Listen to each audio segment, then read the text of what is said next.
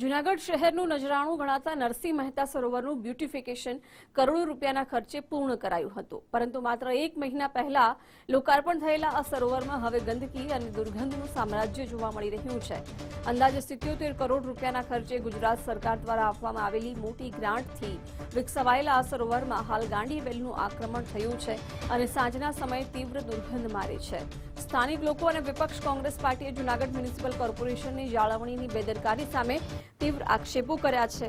આરોપ છે કે ઉતાવળમાં અધૂરા કામ સાથે લોકાર્પણ કરી દેવામાં આવ્યું અને હવે એન્ટ્રી ફી ₹20 લેવામાં આવી છે, પરંતુ જાળવણીનું કોઈ ધ્યાન નથી રાખવામાં આવતું.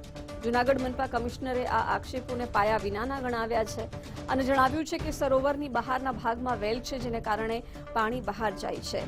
સુએજ ટ્રીટમેન્ટ પ્લાન્ટ પણ ટૂંક સમયમાં કાર્યરત થઈ જશે અને ગાંડી વેલ દૂર કરવાની કાર્યવાહી તાત્કાલિક શરૂ કરાશે. આ આખું સરોવરનું ડેવલપમેન્ટ થયું છે.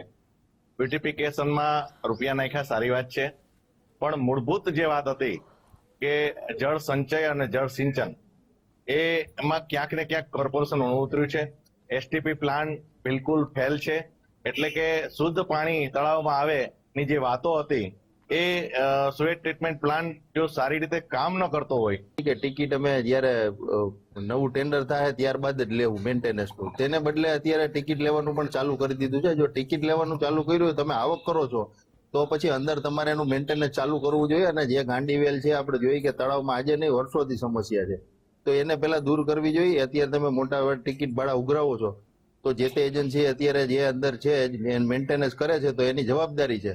અને બીજી બાજુ આપણે જોઈએ કે અહીંયા સુએજ ટ્રીટમેન્ટ પ્લાન્ટ પણ છે 2.5 MLD નો, તો એ અમે પેલા પણ કીધું હતું કરોડો રૂપિયાને ચૂકવે છે, પણ ગટરનું પાણી છતાં પણ તળાવમાં આવે છે. તો શા માટે આવે છે? ઢોકળાનું જે પાણી છે એને આપણે અલગ ગટર બનાવીને એના એસટીપી સુધી પહોંચાડવાનું પણ આયોજન કરેલું છે અને એ અત્યારે ચાલી રહ્યું છે.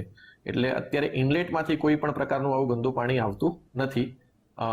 અને તમે જોશો કે તળાવનો જે વિસ્તાર છે આખો, એમાં અગાઉ જ્યારે તળાવ બનતું હતું અથવા એના પહેલા વેલ બહુ મોટા પાયે વેલ જોવા મળતી હતી. અત્યારે આજે પણ તમે જો એ તળાવમાં જશો તો ત્યાં વેલ એક પણ આપણને વેલ જોવા મળતી નથી.